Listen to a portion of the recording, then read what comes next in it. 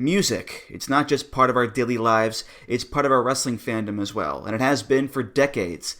That's where this show comes in. Music of the Mat, the podcast devoted exclusively to the music of pro wrestling, hosted by Andrew Rich. Hey, that's me. Each episode delivers a different topic with a variety of great guests, fun conversations, musical analysis, and of course, a heartfelt pun or two. New episodes drop every other Tuesday on Apple Podcasts, Google Podcasts, Spotify, or your podcast app of choice. Check out Music of the Mat only on the Voices of Wrestling Podcast Network. This podcast is a member of the Voices of Wrestling Podcasting Network. Visit voicesofwrestling.com to hear the rest of our great podcasts, as well as show reviews, columns, opinions, and updates across the world of wrestling.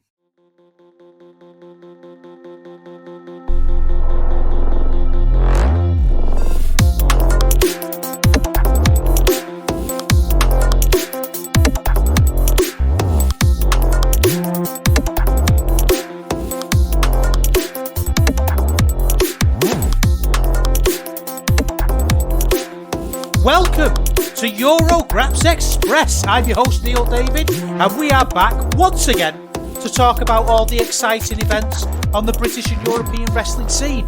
A little bit of a different show this fortnight. I'm not going to talk, well, I am going to talk about RevPro obviously, but I'm not going to talk about a RevPro show specifically. I'm not going to review any RevPro matches. I feel like I do that every time.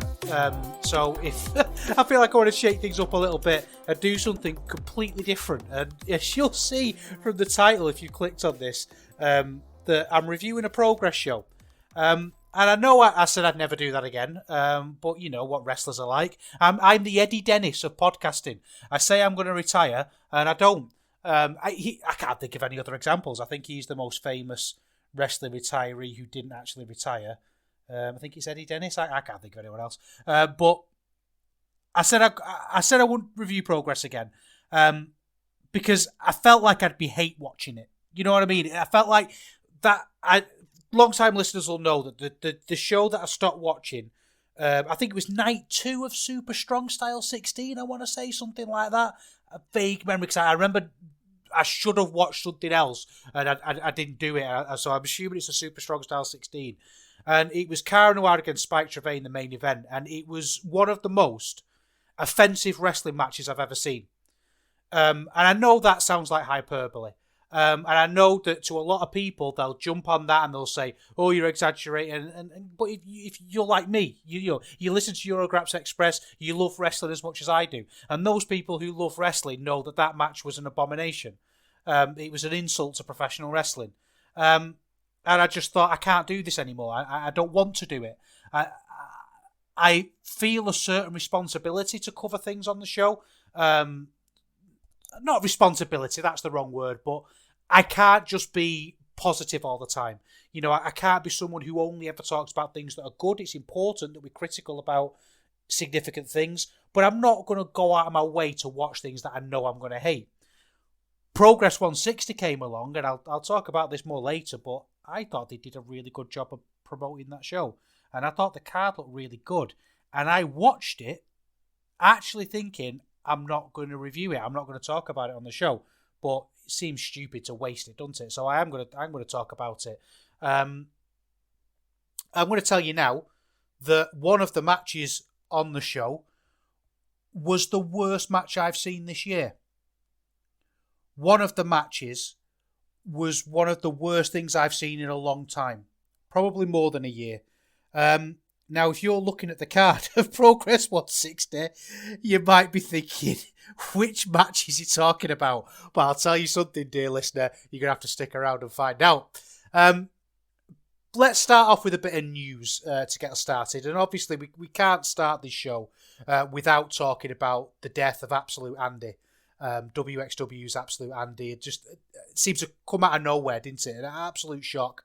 I think I'm not going to do an obituary here. I'm not the person to do that.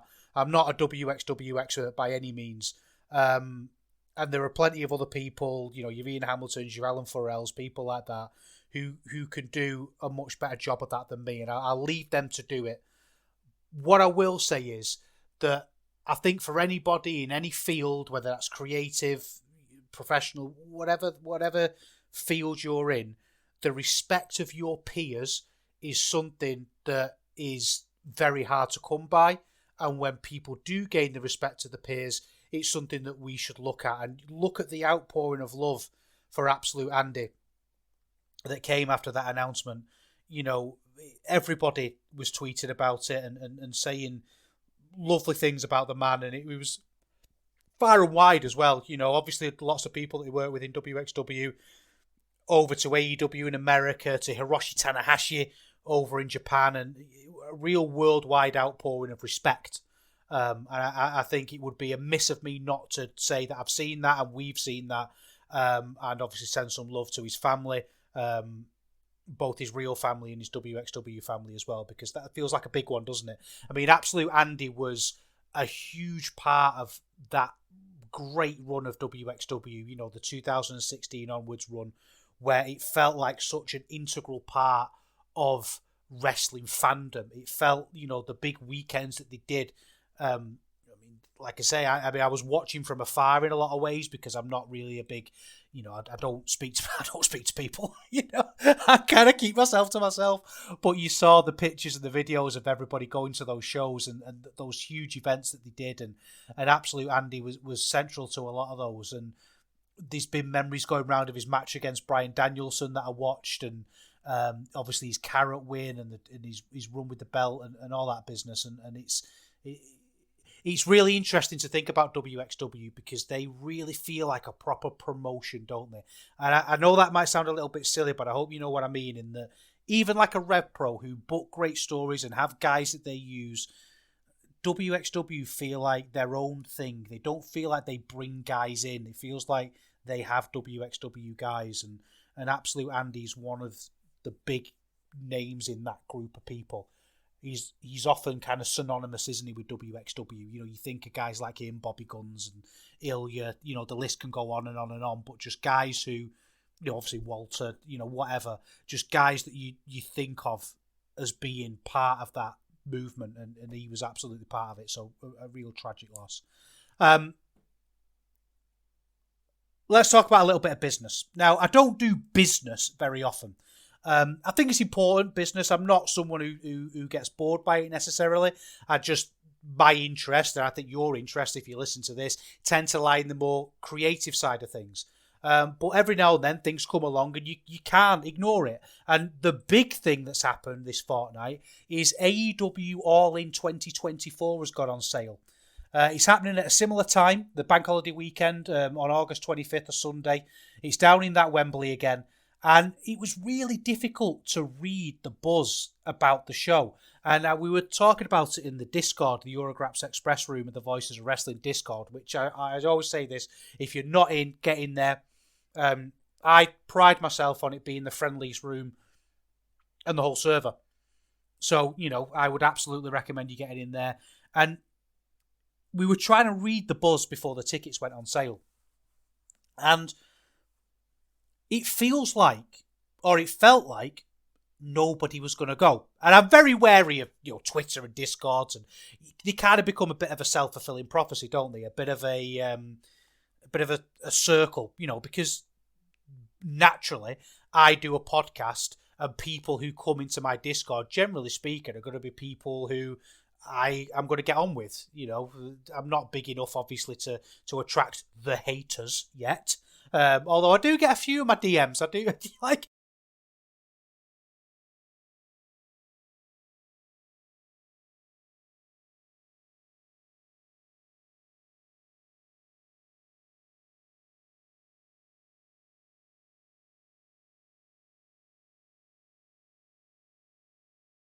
Get a few DMs that I just have to ignore.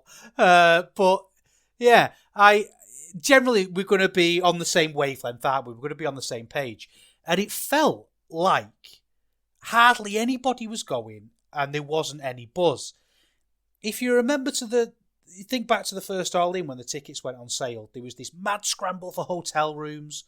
It felt like people were saying that they weren't going, if that makes sense. That they announced they weren't going. You know, our life's got in the way, or I've already got this weekend, or whatever. People had to say, look, I'm not going to go. This time kind of feels like the other way around, doesn't it? It feels like I'm seeing people say, do you know what? I am going to go, actually. I will go again. I thought it was all right last time. I had a good time and saw people. I'm going to go again. I mean, I'm not going, I have to say, and maybe that's coloured part of my opinion on it, that I'm essentially at the point now where I'm going to wait and see what RevPro do and probably just go to that show. I don't really feel the need to go to another All In. And there's lots and lots of reasons for that. One is the amount of money that you would have to spend to enjoy it. Now, the first time it happened, it felt like an event, didn't it? It felt like a huge thing. And for me, a big part of going was to experience being there. And it felt like the biggest thing in the world, in the wrestling world, in certainly the European wrestling world, ever. I mean, it literally was, wasn't it, in terms of ticket sales? And I didn't want to miss out on that feeling. I didn't want to sit at home when that was on. Will that feeling be the same the second time round? Well, no. It's the law of diminishing returns, isn't it? It's not something that you can repeat and keep that same level of excitement for. There's also the fact that AEW kind of stinks. And I've always been a fan of AEW, and, you know, some of my best matches of the year are going to be from that company. I mean, Strickland against Hangman was phenomenal. And I'm not a big deathmatch guy, generally speaking. I like the good ones, you know. I'm like most people, I think, that it's not a genre or a subject that I gravitate towards, but when a good one comes along, I really get into it. But I'm not interested in the brochacho stuff and kangaroo kicks. I think MJF stinks. I think sports entertainment stinks. And as much as he can shout, Tony, put your money where your mouth is, I've kind of took that the other way. And I know people are getting a little bit overboard with this. You know, I think the problem with the internet is that people think you're feeling one emotion or the other, and you feel whatever emotion you're feeling it to a 10 out of 10 degree. And I am a little bit annoyed by that quote from Tony Khan about put your money where your mouth is. I do feel a bit strange because I spent hundreds of pounds going to London to watch All In. So I literally did put my money where my mouth was. I wanted an alternative mainstream wrestling company. I wanted big shows in the UK. I put my money where my mouth is and went to see it. And you gave me garbage. You gave me rubbish. You didn't give me professional wrestling, and I want professional wrestling. It feels like, you know, I think back to that show, and maybe this is part of it. I just didn't really enjoy the wrestling at all in one. You know, I went back and watched the Punk Samoa Joe match, and they're doing Hulk Hogan spots. And I'll never forget sitting in my seat during that main event and thinking it was one of the worst matches I'd ever seen. Just a terrible, terrible match for terrible sports entertainment. And looking round and just thinking everybody would sort of be with me, that people would look bored, people would be on the phones, and everyone seemed to really love it. And that moment of just thinking, I mean, I've not really watched Dynamite since, you know, that because I had that moment of thinking, this isn't for me anymore. And it feels so strange, doesn't it, that the whole point of AEW and what it was built on was this idea that it was going to be for the professional wrestling fan. And it was going to prove a point that professional wrestling could be successful outside of the WWE's kind of tropes and things. And they've ended up just doing WWE tropes. So maybe that was why when the tickets came on sale, I didn't expect much movement, but they've sold 36,000 tickets. They've set up for 48. This is according to WrestleTix, by the way, on Twitter. So obviously, you know, great resource, great follow. They've set up for 48,000, and they've sold 36,000. Already, if this show doesn't sell another ticket, it's a huge, huge success. A huge success. And I don't think I would have predicted that necessarily. I would have expected it to have sold maybe half that by now. I would have expected people to kind of feel the way I felt. I think a big part of it, I'm fairly sure it was Chris, friend of the show, Chris, who was posting pictures of his seats, and he was like behind like a camera plinth, like a camera arm, the big ones that go around. I felt like I couldn't see what was going on. I was so far back, and the screens were kind of small, so it was more like I was experiencing the atmosphere. I feel like I'd enjoy the show a lot more at home. I don't really want to be part of the big crowds. And the crowds were managed really well. They had like a traffic light system for leaving, and you felt like you were moving pretty steadily. The train station wasn't packed and all that business. But it just felt a bit like it would take something special to get me back, is what I'm saying. It would take a match that I would consider to have the potential best match of all time. And the frustrating thing about AEW is that they could book that tomorrow. Look at that roster. They could put on the greatest match of all time tomorrow. And the fact that they didn't want to do that in Wembley, because that was the big thing, wasn't it, from last time? If you remember, I was convinced that not only would Tony want to put on this great show, he'd want to put on a show with 80,000 people in an arena and put on solid, good professional wrestling that potentially ends up being one of the greatest things of all time. And he didn't want to put on the greatest wrestling show of all time. He wanted to put on a sports entertainment show. And he did that, and the people who went loved it. But that's not me, and that's not you, I don't think, either. So if you want to go and do your sports entertainment, go and do it. I'll put my money where my mouth is, and I'll spend it somewhere else. Apparently things are changing. They said on the flagship that Joe Lanza's article got everywhere, and people are listening to it, and there's going to be some changes. But it's going to have to be one of those. I'll believe it when I see it. I'm not spending all that money and time getting down to that London to watch that again, to watch sports entertainment again. I'm just not prepared to do it. You're thinking you're expecting me to have to mess with the tube, to queue up, to stand up for hours, to give up a holiday potentially, and I'll do it. I will absolutely do it, but I want to see something special. But surprising ticket sales. Talking about ticket sales, some other tickets getting a little bit of buzz on Twitter for the wrong reasons. RevPro, London Uprising, they're performing at Crystal Palace, the National Sports Centre, which I believe is about a 2,000 seat venue. Obviously, WrestleTix haven't got an update on their ticket sales directly, but you can go on the website and have a look and see what the map is, and it does not look like it's doing well. It really doesn't look like it's doing well. It's kind of hard to sit and talk and think about reasons why that might be the case without slipping into your wrong kind of weather, circuses in town, kind of excuses, really. It's that age-old thing, isn't it, that if people wanted to go and watch it, they'd go and watch it. There are a lot of tickets still available. You could basically sit, apart from front row, you can basically sit anywhere you want.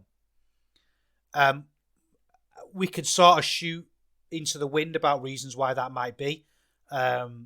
It's on December 16th. It's very difficult to get people to spend money that time of year, I guess. I mean, certainly for a travelling fan, that's why I won't be going. I just have to spend 30 quid buy my nephew a Peppa Pig rocket, and it's rubbish. It just arrived in the post and it looks pants. It just doesn't look good at all. So I haven't got the money to go and spend getting down to Crystal Palace National Sports Centre because I've wasted it on him. The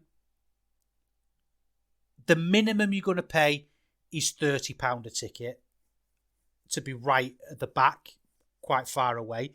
I would say if you want a decent ticket, you're looking at 50 quid, which is not cheap. For a travelling fan, you're going to be looking at a hotel.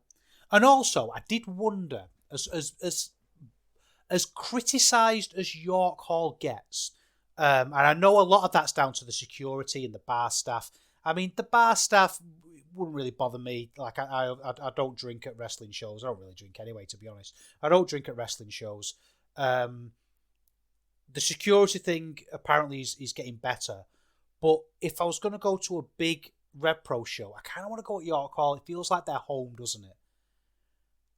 And I'm wondering if Crystal Palace is 2,000 seats. I mean, York Hall, I think, is it like 1,200, 1,300? I don't know. It feels weird, doesn't it? I feel like I'd want to be... Like, Copper Bowl's different because you go into, 3,000, 4,000. You're really going way above your York Hall numbers. And it felt like a special thing to do, just do that once a year. But I wonder, this feels like a bit of an experiment that might be going wrong. I don't know. It might be as simple as they're getting the venue really cheaply and it's worth doing. But just looking at how many empty seats there's going to be if it keeps up, we've still got 11 days left. So it's a week on Saturday, so there's still time. But, I'm not overly hopeful for it. And but it's a shame because you look at the card. I mean, Oku versus Gibson, I think is going to be a great match. Ospreay versus Kidd is going to be brilliant. The way those two are going to build that match is great. You've got Jacobs versus Ishii, which I don't know if that's going to be my match of the year. It's certainly the best match I've ever seen live by a long way. It's getting match of the year buzz. Then you've got Mills against Slater. That'll be, it's not a drawing match, but that'll be a great match. I mean, you got 7 against Volador Jr., but that's not a go-away heat match, is it? That's go for a wee match, Like, it's just like a go to the bathroom, get yourself a drink match. I think the card looks great. I really do. I'm excited for it. Ospreay, Kidd, and Jacobs Ishii, in particular, I think are going to be fantastic matches. All-time, late match of the year run matches, that level. Not great for RevPro or great. I mean, RevPro don't operate in that world anyway, do they? I remember when we broke down at the start of last year, the matches, like the best matches, and RevPro were up there with any other promotion. They smashed WWE out the park for having pure match quality. Match quality is not a concern. I don't know what it is. It's strange, isn't it? If you've got any ideas, let me know. Like I say, get in the Discord. I'm a bit posh then. Get in the Discord and let me know what you think. Anyway, that's the news. That's what's going on at the minute. I suppose we should talk about some wrestling. Let's talk about Progress Chapter 160.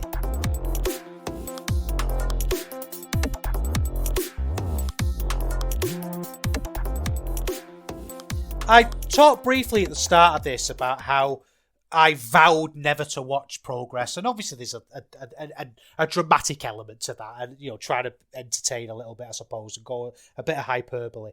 But that was kind of genuine. I realised that after that Trivet Noir match, kind of reminded me of a really important turning point in my life, if you can bear with me.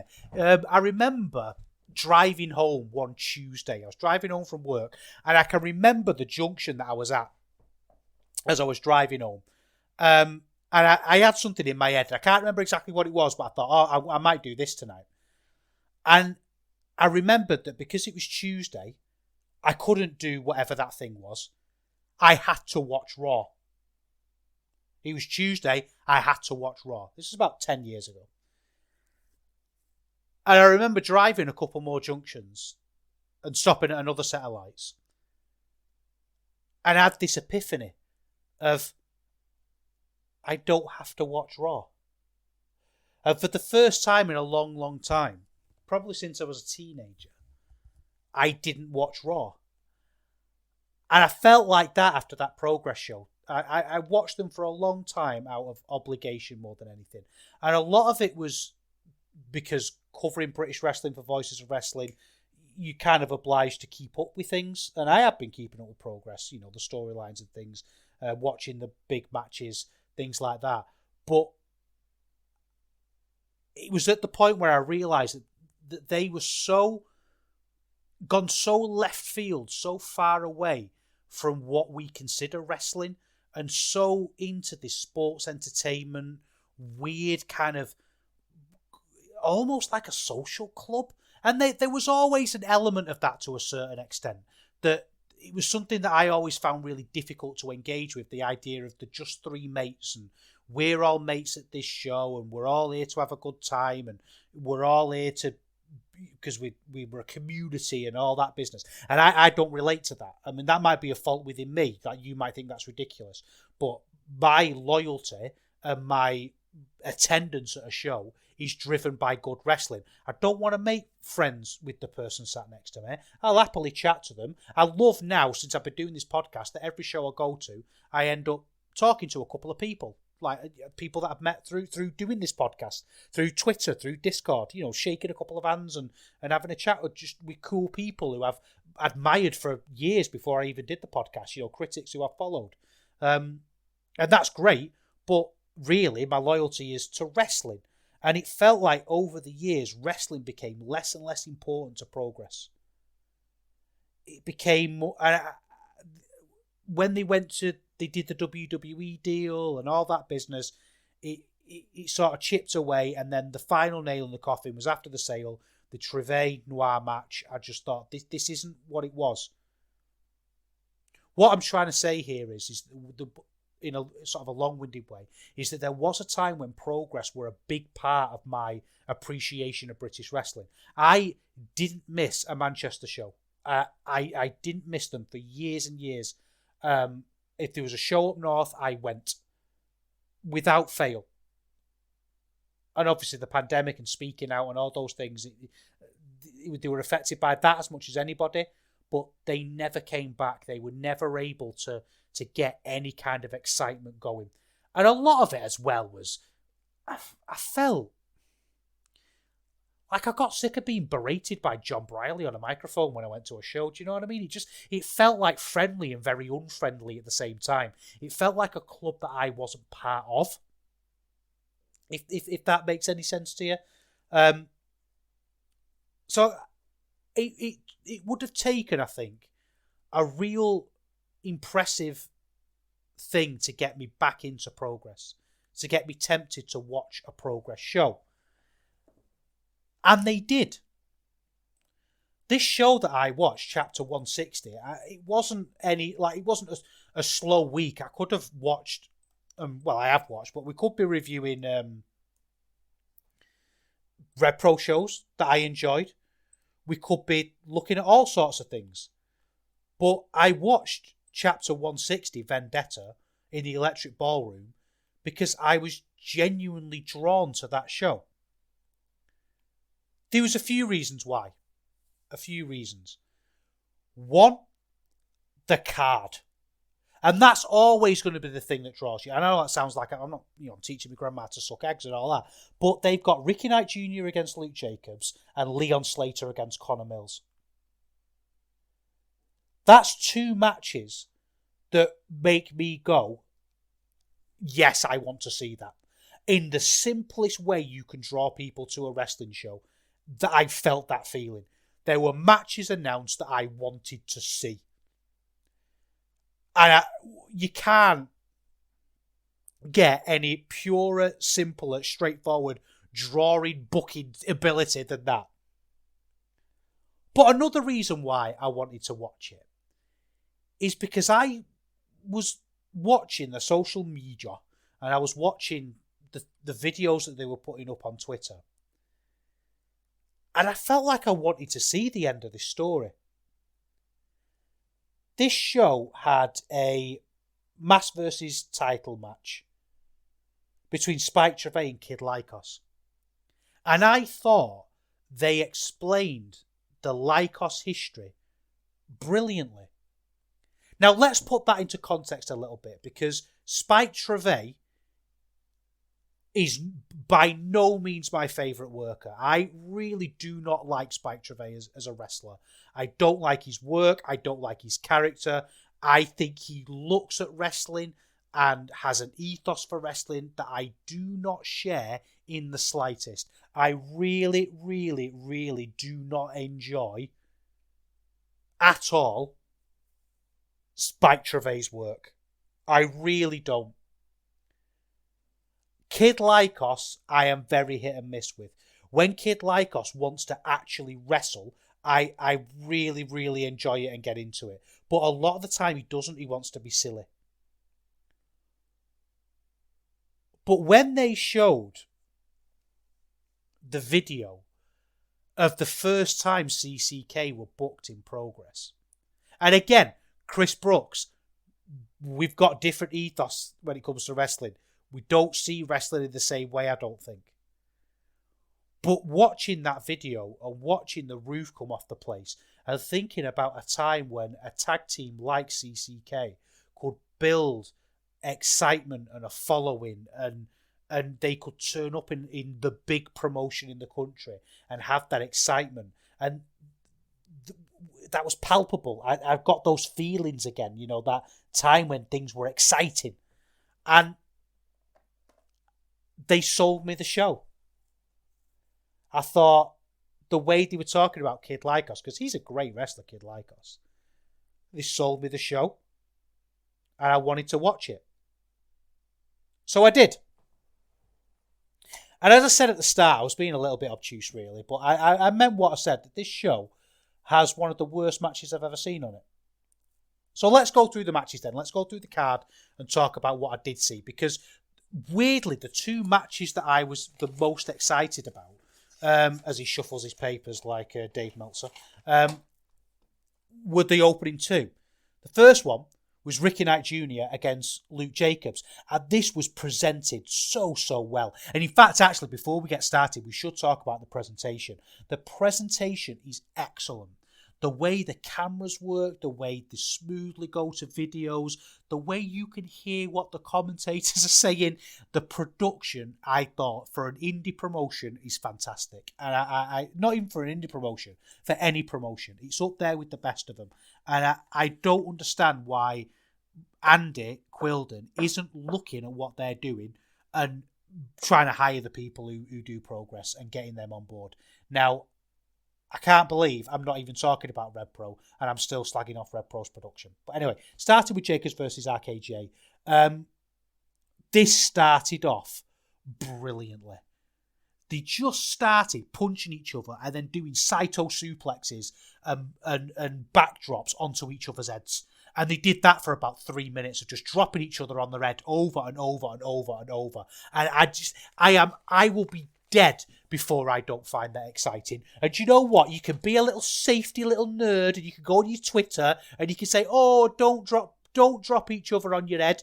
Don't be that person. Wrestlers, there's nothing up there anyway. Drop each other on your head. And I loved it. I got into it. You know, they dropping each other on their head and then collapsing afterwards. There were a couple of moments in this where it erred on the panto. It erred on the Progress a little bit. Like RKJ got his nuts grabbed and there was the few sort of comedy faces and that kind of thing. There was a bit where RKJ did the standing suplex thing. You know, everyone counts the vertical suplex. He doesn't do the drop.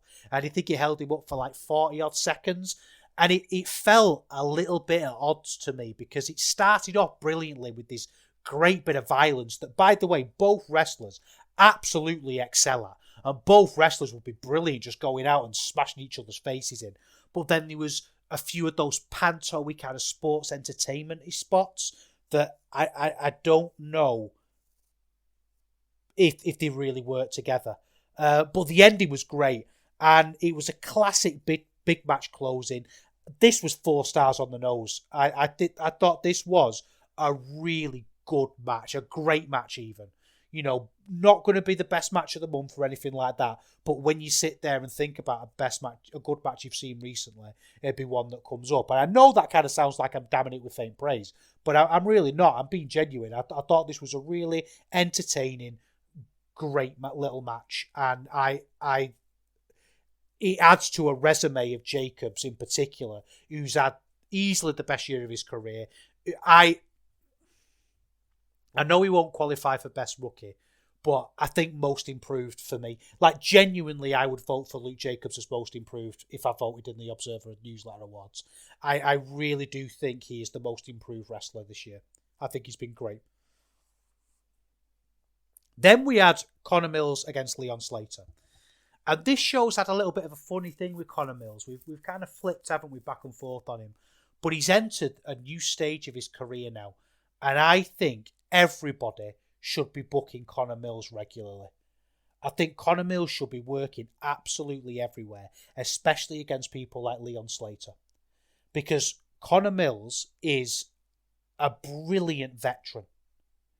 And you could see here the way Mills was leading, the way he bumped like an absolute hero so often in this.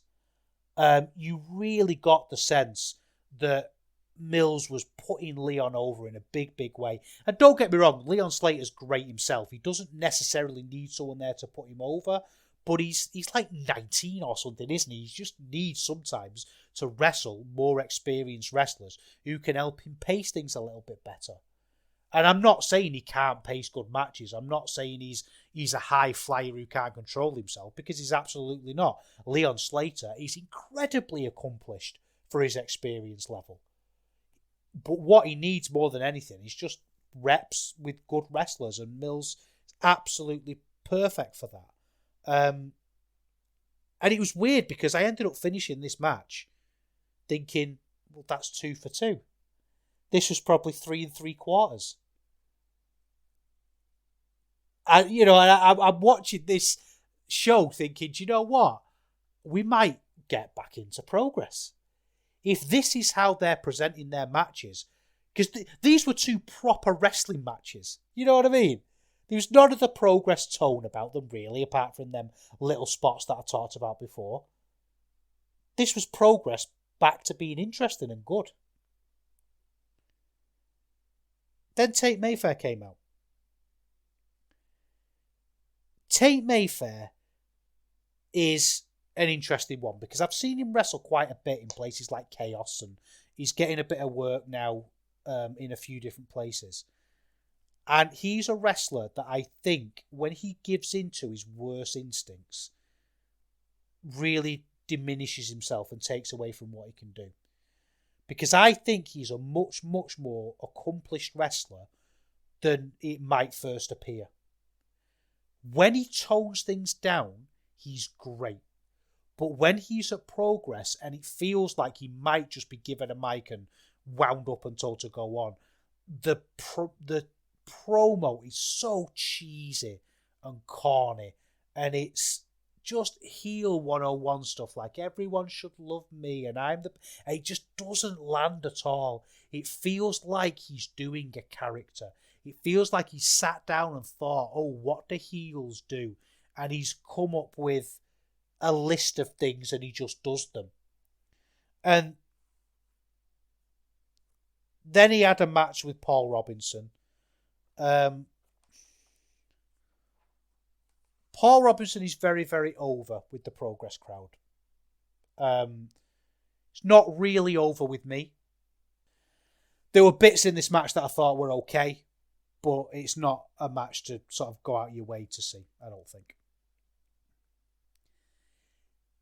Now, when I said this show has the worst match I've ever seen this year, maybe not ever, but, you know, in contendership, it wasn't actually Lana Austin and Rob Drake against Charles Crowley and Alexa Falcon. Although, I've been putting off saying this for a while because I used to be quite a fan of Lana Austin.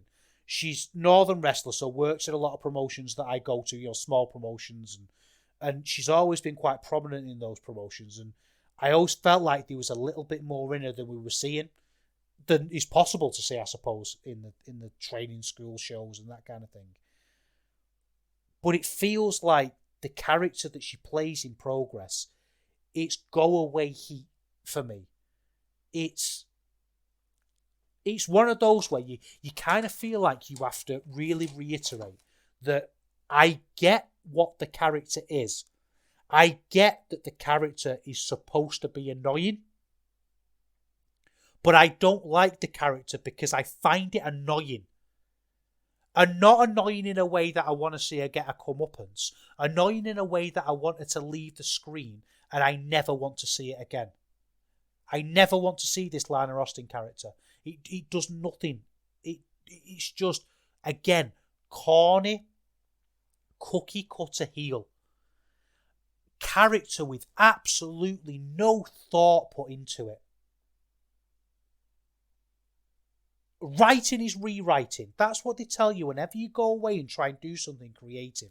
And it feels like so many of these Progress wrestlers have just thought of the first character that comes into their head and just gone with it. And I've not watched a Lana Austin match for months, and I'm seeing the same stuff, making someone pull a chair out so she can climb up into the ring, and it's just terrible. It's grating. And Charles Crowley and Alexis Falcon, I have to say, we're actually all right here. I've never been a huge Charles Crowley fan. The drama stuff is, that dramatic match he had last show is really not for me. And I think that there's a certain point with Crowley where I just have to accept that he is a wrestler who, again, I've said this a few times this show, who sees wrestling in a completely different way to me, and I'm never going to see eye to eye with that, and it's just going to be something that we have to sort of agree to disagree on, I suppose. Not that he knows who I am, but you know what I mean. But actually, as a babyface, it worked a lot better, because he just sort of did a little bit of a dance, a little bit of a sort of a smiley face, a little bit of a, the character was there. It was still the Charles Crowley character. He was just toned down, and it actually worked quite well, I thought. And I came away from this match thinking, Charles Crowley, I started to see what maybe other people see in him a little bit. I still don't think it's my type of wrestling, and I'm never going to get on with it, but it wasn't insultingly cringe like it often is. I think that's what it was. It was Charles Crowley without the awful cringy kind of behaviour. So I could enjoy it a lot more. The sort of thing. I've seen him at, what was that show? Was it Catch Pro? Something like that. And he did some really egregious long mime thing. He had 2 mimes with him, and it just seemed to go on forever and be so self-indulgent and wasn't even particularly well done. I've seen him do a routine with balloons and things, and it felt very, self-indulgent, I think is the word, and not particularly entertaining. But this wasn't. He was, like I say, he was good. The match itself, there wasn't really much to report. It was just kind of bad heel work. But to be honest with you, the crowd loved it. The crowd loved this more than they seem to love RKJ and Luke Jacobs smacking 7 shades out of each other.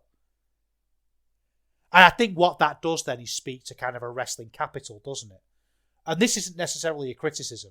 It's just not wrestling capital as in how much you know. Not that at all. Just you want different things from your wrestling.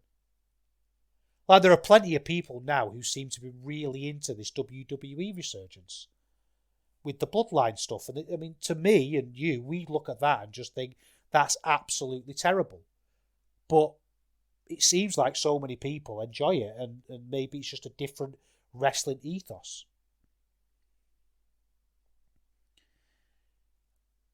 We are now at the match that I think is quite possibly the worst match I've seen this year.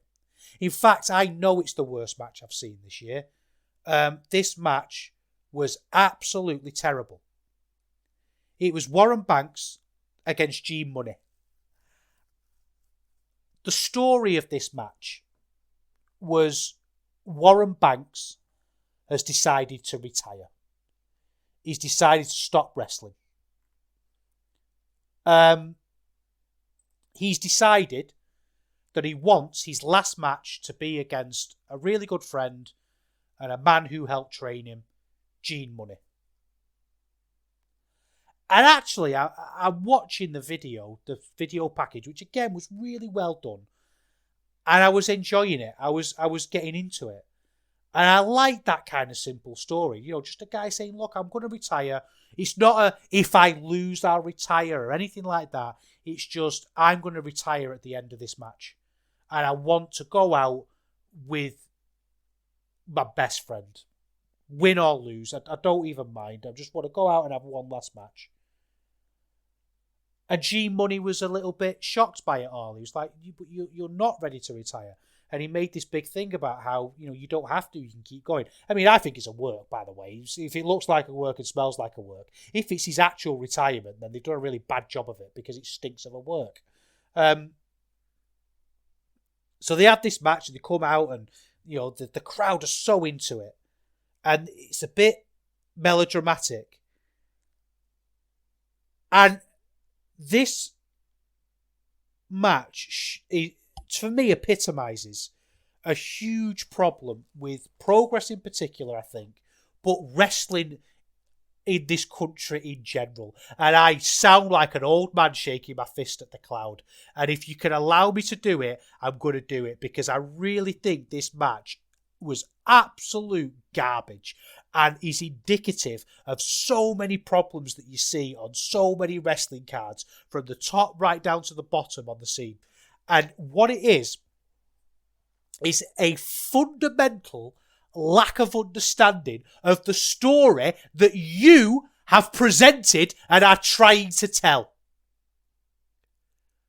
I didn't invent this retirement story. I've not read between the lines and filled in little gaps, little jigsaw pieces to make it more interesting for me. That is explicitly the story that's being told. Now, you're an intelligent wrestling watcher because you listen to Eurograps Express. You know your wrestling.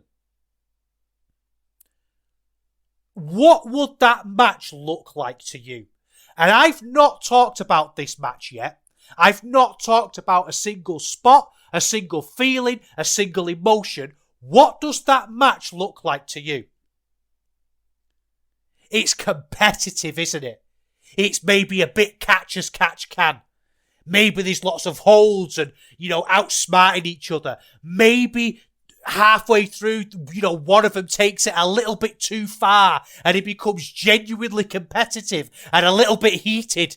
But at the end, one of them gets the pinfall and it's a handshake and a hug at the end and a raised arm. Or maybe you want to go the other way and it lights a fire under Warren Banks and he decides he's not going to retire and he wants to fight G Money because he crossed a line and it's personal now. Or maybe he realises that being in the ring with his best friend was the best thing that's ever happened to him and he wants to go and enter tag team tournaments across the continent and relive, gave him back what he felt like at the start, because they're saying on commentary, they're telling you all the way through that Warren Banks doesn't have to retire. He's choosing to retire. He's nervous that next bump that he takes is going to be his last. They're telling the story that it might go either way. Did Progress do any of that? I'm not saying they're the best ideas, by the way. They're your standard ideas, aren't they? That's kind of where you start. You get those ideas and you think, we might do this, we might do that, we might do the other. Did Progress do any of those things? What they did was take this massive bucket of melodrama and just throw it all over this match. All over this match. Gene Money, at one point, was screaming at Warren Banks as he did a brutal Irish whip and garroted him on the top rope. Like, this is... He did a move designed to choke him, to nearly take the man's head off, and screamed, "Why are you making me do this?" with his head in his hands. And I thought, Gene, my friend, nobody is making you do this. You could do this match without doing that spot and tell the story that you started to tell. But they didn't. What they did is they started telling a story and then said, right, what do we need to do to make this as melodramatic as possible? Do you know what it reminds me of? This is a weird analogy, but do you know the new Star Trek films, like the ones with Chris Pine as Captain Kirk? And you're watching those films, and the story doesn't link with the action scenes because they've gone away and they've thought of this series of action scenes and thought, of a story afterwards to link them together. And that's what this felt like. The action that I was seeing in the ring did not tell the story that you were trying to tell. And it was just stupid then. It was insulting. It was laughable. Why didn't they just wrestle? It genuinely got to the point where I didn't know if this was serious. The bit where Warren Banks is punching G Money on the floor and then putting his head in his hands as if to say, I don't want to do this. And at no point in this story have you ever set up any kind of stakes that he would have to wrestle like that. Just an absolute fundamental misunderstanding of what a story is. A complete inability by both of these wrestlers to tell a story in a wrestling ring. And that, my friends, is what makes wrestling what it is. Go and have a look at a great G1 match. Go and have a look at a great G1 match where they get 20 minutes in the ring and they tell a story from start to finish without a single promo, a single VT, anything. And they tell a story that makes sense. That's what good wrestlers could do, and this didn't do it. There was a bit at the end when, oh my word, just honestly, one of absolute comical overselling from G Money. Absolute comical overselling on this spear or something to the back, and then Warren Banks is, doing the NXT staring at his hands. Just utter stupid. And then, do you know what happened? Here's another thing about storytelling.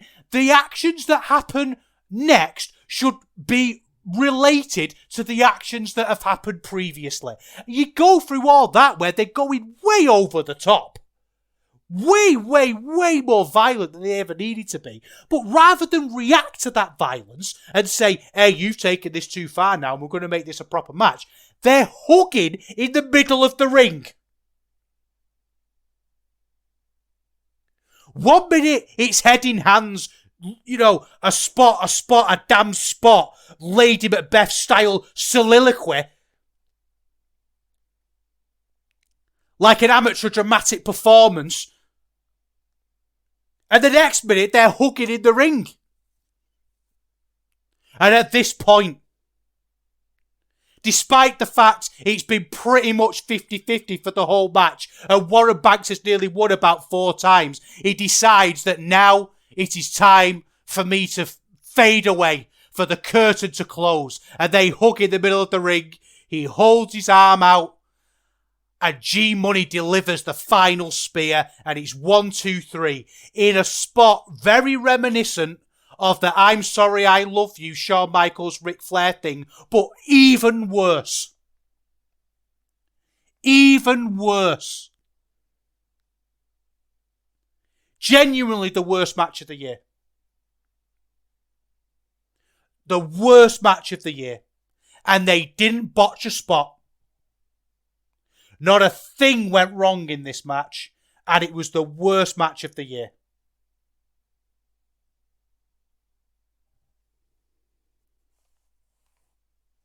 Anyway, next up, we had Bullet and Smoking Aces against Sanity. Axel Tischer, Big Damo, and Eric Young. They were kind of trying to play up Sanity as being a big deal. And I really like Axel Tischer. We've reviewed quite a lot of his matches over the years. Really enjoy his work. I don't really feel the need for a Sanity reunion. It's weird how kind of, again, talking about that WWE thing, about how returns and reunions just feel like this really weird part of wrestling lexicon, and that when things come back that we have to get excited, or when people reunite we have to get excited. But in all honesty, what is your favourite Sanity moment? there aren't any, are there? Do you know what I mean? It's a weird thing to get excited about, and I think it's a bit of a shame here in this match because I mean the match was fine. You know, it was inoffensive generally. There were some really good bits with spots onto chairs and some cool big spots, and I think my issue with this match is Charlie Sterling. Oh, the Smoking Aces in general, I guess, but particularly Charlie Sterling. Because I think if Charlie Sterling never gets any further in wrestling, it'll be a bit of a shame. Because I think he is incredibly talented. I think he's the whole package. I think he's got the look. I think he's got the attitude. The problem, the skill as well. Let's not forget that. He's an incredibly talented wrestler. I think he really does jump off the page, Charlie Sterling. And this isn't a new opinion. This is something we've been talking about for a while, about how good Charlie Sterling is. The issue is, I think, that he's wrapped up in this progress stuff. And all the way through the match, it's panto, comical bits. Like there's a bit where he slipped on the ropes and everyone chanted, "You messed up," and all that business. And it feels like if he were to go and really wrestle and take his craft seriously, actually go, I want to be a good wrestler. And I can feel people's responses to that. And this idea that, I want to have fun and, this sports entertainment defense squad that we seem to come across quite a bit. Why don't people want to be good wrestlers? Charlie Sterling could be an amazing wrestler. But he's taking cheap, rubbish shortcuts, and I really don't like it.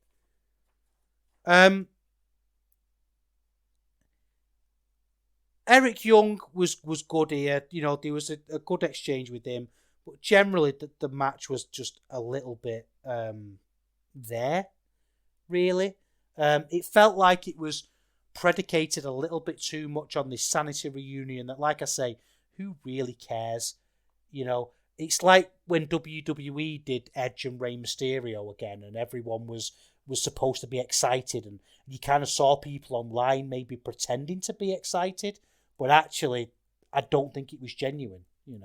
I don't really understand why anybody would be excited by Sanity returning. I don't get it. Next up, we had what maybe, apart from the Jacobs RKJ match, was the best match on the show, I thought. It's between those two. That and this one. Kanji, Lizzie Evo, and Rio. Three-way for the women's title. I am a huge fan of Rio. I think it's been a while since I've seen her, and she has got significantly better. And I thought she was good to begin with. The way she comes to the ring, the way she carries herself, she feels like a competitor. Talking about wrestlers, she felt like a proper wrestler. And same with Kanji and Lizzie Evo. They're three wrestlers that I like a lot. And this was really violent. Kanji absolutely battered Lizzie Evo. That the two of them were. Lizzie's having a little bit of a late career resurgence. I don't know how old she is. She feels like she's been around for a while. But she's really entered that veteran stage now, and she's getting some really good bookings, and she deserves them, because I think she's doing some of the best work she's ever done. And I've always been a bit of a fan, but she just sort of gets it a little bit more. I thought her selling here was great. She made Kanji look brutal. Because Kanji's good, but I think sometimes her size kind of works against her, and she needs her opponent to really bump to get that sort of fighty style across, and Lizzie Evo was able to do it, and she was brilliant here. And obviously, this was really hard hitting. A really good match. Usual three-way kind of caveats, in the sense that one person's going to be on the outside where other people are selling and all that business. So there is a little bit of a caveat there with that, but with those caveats understood and in place, I think this is well worth watching. Eddie Dennis turned up after this one. He went on with himself about being hired and refired by WWE. Got a bit awkward when people chanted anti-WWE stuff for him. He did the usual thing that they're all doing. All these NXT UK people of oh, I was frustrated working there and now I'm free and I want to wrestle. Well, Eddie Dennis, of all people, doesn't really get to say that because they fired him and he went back. So, it's a little bit like, I know it's a bit sort of gauche now, isn't it, to point it out, but when all these wrestlers go on and on about how, they're flipping, they're oh my word, I was so miserable there and now I'm out, I can finally talk about wrestling. Like, you chose to go, man. Do you know what I mean? It's just, I just can't take it seriously. Eddie Dennis being back is not exciting. I feel the same way I did about him when he went back to Progress. I don't really care. To RevPro. Next up, we had a really interesting match. We had Shigehiro Irie against Yoichi. Yoichi is Yoshiki Inamura from Noah. He's on some kind of excursion. Not like a young boy excursion. He's been around for ages, hasn't he? I think he's like 31 or something. I'm not a huge follower of modern day Noah. I'd watch like Kano matches, but I don't really know a great deal about him. But this was big boys slapping me, and it felt like after a bit of a dirge, not so much the women's match, but because I don't know, it felt like this was a different level of working from these two. This felt like two professional wrestlers having a professional wrestling match. And again, that could come across as damning with faint praise, but I really don't mean it to. It is actually very entertaining. I thought these certain spots that Irie does, like when he does that dive, he sort of sits his opponent on the apron and does a crossbody through the bottom rope, and he looks great. Absolutely brutal, his big cannonballs that he does in different spots. Never been a huge Irie fan, generally speaking. I think that you kind of see if you won't watch one match every 6 months, you've kind of seen everything he's going to do in that 6 months. I know a lot of people really like him though, so maybe he's one of those that I'm out to lunch on. Maybe I'm the outlier. I'm on the desert island, and that's fine sometimes. There's going to be, if everyone has that wrestler who everybody seems to love and you just don't get. Adam Cole is my big one. I think he's a jag. I just don't get it. But plenty of people seem to absolutely love him, and sometimes you just got to accept that you might be wrong, and I might be wrong about Irie, but it is what it is. Match was really good. Again with the Irie ceiling, just big, brutal guys having a fight. Okay. Then it's the headline main event. Lycos versus Treve. And like I say, it feels like they did a brilliant job getting me to watch this show. Because it was really the opening 2 matches that got me interested. But you've got 2 wrestlers who I'm not a particular fan of. Although I do like Lycos' serious work. I have to say that when he's not being silly and he's wrestling, I think his work recently has been really good. His RevPro stuff recently has been great. Treve is a wrestler who I have never enjoyed. I just don't get his work at all. But the video package to this was so good. The way it was silent. And Treve ripped his mask off at the end of a match, and Lycos scrambles to cover his face, and Treve runs to the back. And like I say, when you think back at the history of Lycos and the way they've built into that, the idea of him being this huge resurgent star and excuse me, feeling like he had a whole amazing career ahead of him, and the injuries that he had, and then coming back and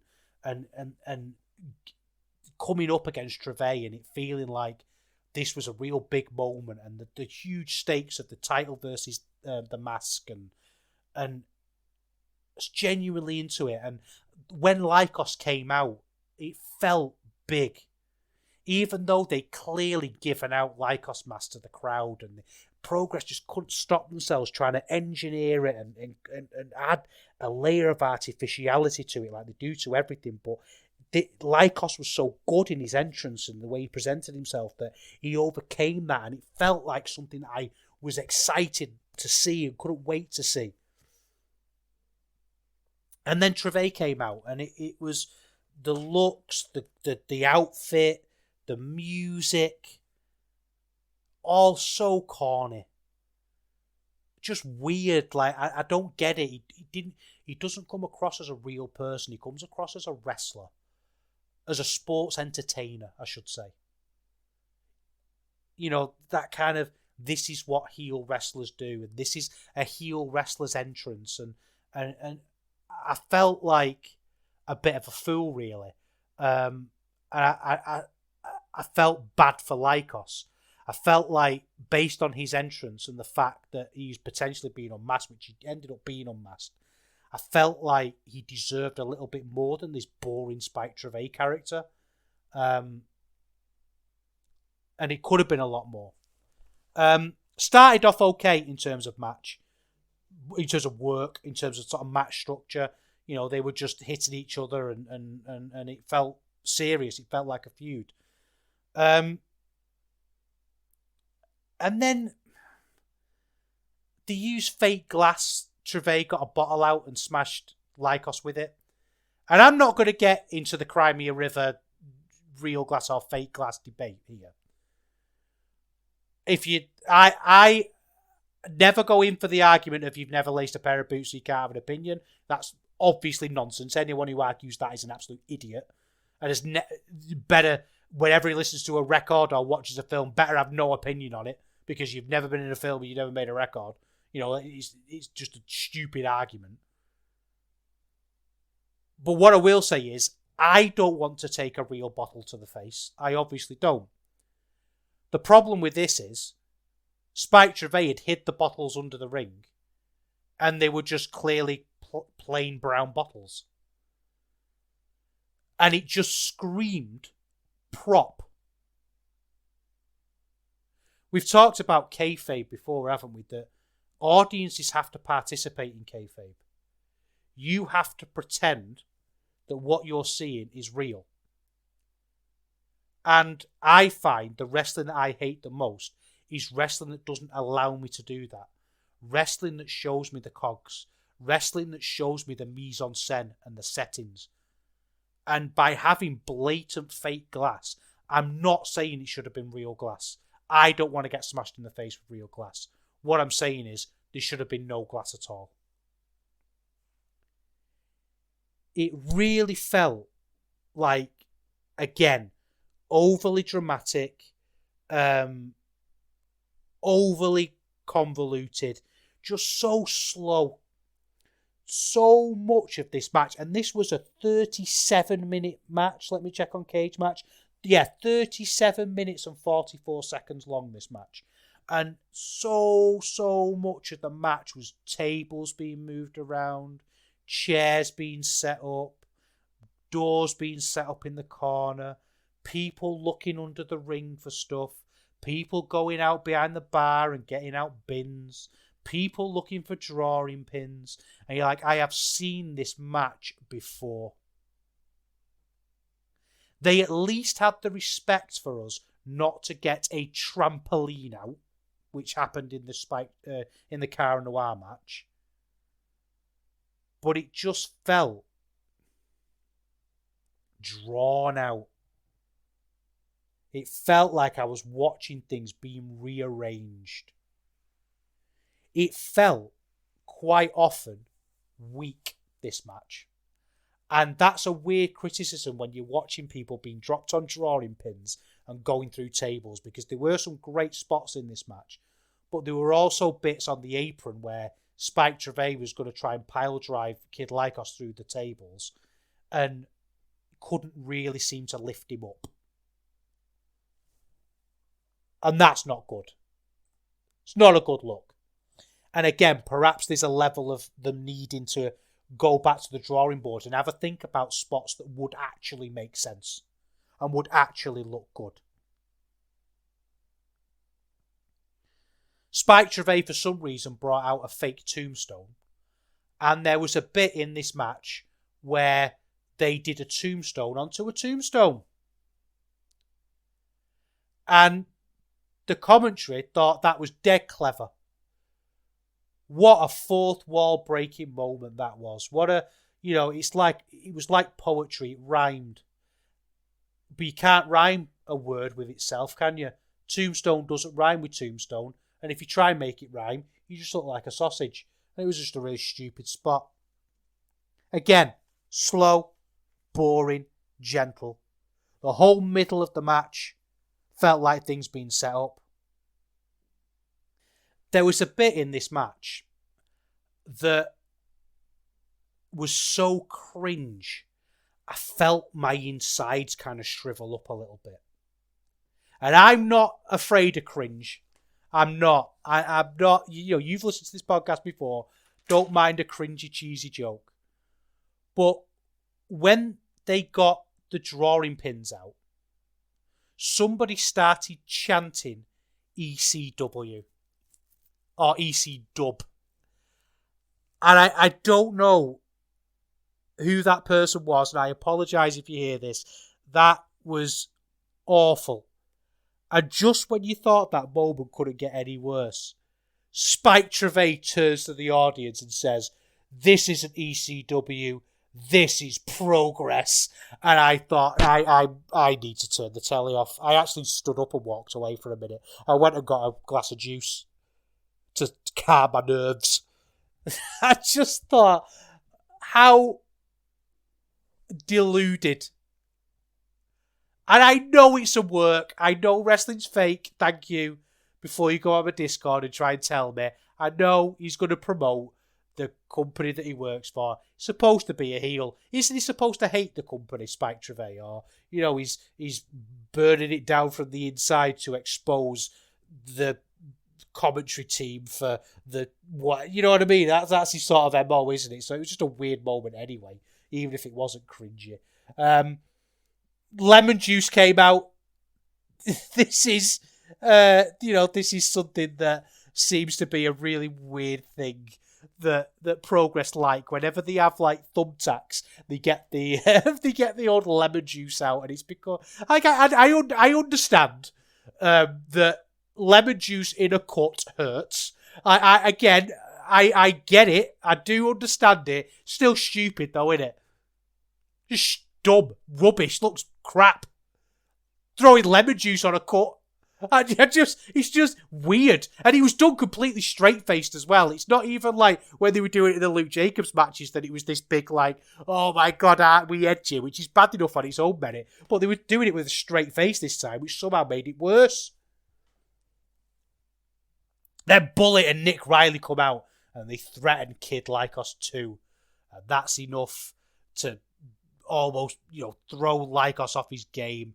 And he gets thrown through a glass pane. He doesn't kick out straight away though. He's not prepared to kick out then. But he takes a few, I think, Ushigoroshis or whatever his finishing move is. Like a pedigree into a neckbreaker thing. I'm sure it's got a name. And he loses his mask. And Trevay looks introverted. He looks like, oh, I don't know if I went too far here. And he realises that Lycos has earned his respect. And they shake hands at the end as if, everything the 37 minutes we've sat through was a waste of time. Really. And then, actually, to his credit, Lycos unmasked and delivered a great, real promo. So as much as I would rate this match maybe 1 star, I've actually come away from it feeling quite positive. Because I think this unmasked Lycos could go on to do some really good stuff. And he's always been a talented wrestler. And I've not always, again, agreed with how he wrestles and the spots that he does and his approach to wrestling. But he's undeniably a talented wrestler. And I'm excited to see what he might actually go away and do. So that's Progress 106. 2 matches at the start were good. The women's 3-way was good. Everything else was absolutely abysmal. Don't watch it.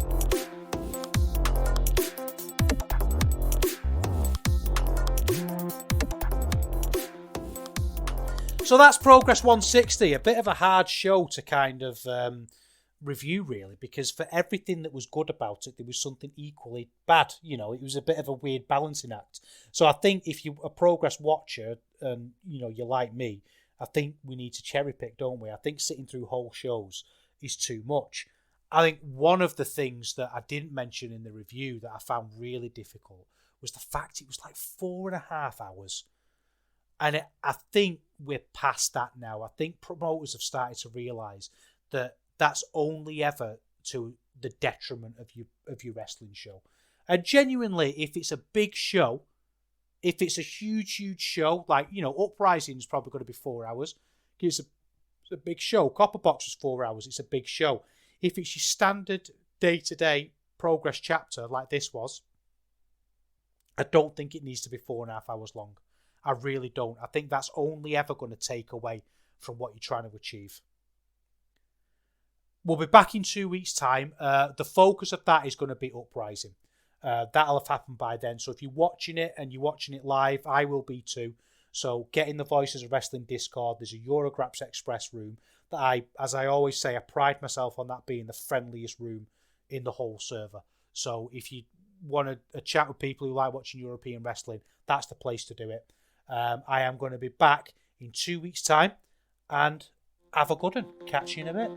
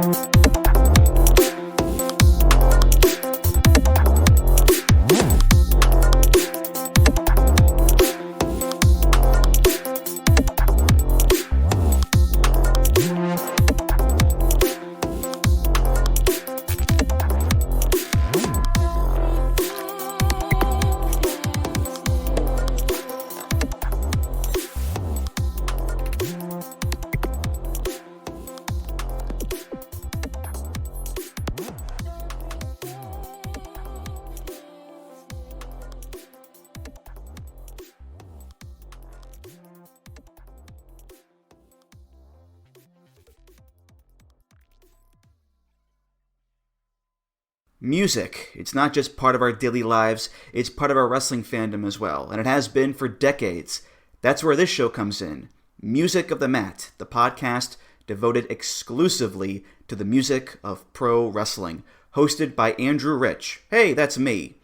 Each episode delivers a different topic with a variety of great guests, fun conversations, musical analysis, and of course, a heartfelt pun or two. New episodes drop every other Tuesday on Apple Podcasts, Google Podcasts, Spotify, or your podcast app of choice. Check out Music of the Mat only on the Voices of Wrestling Podcast Network.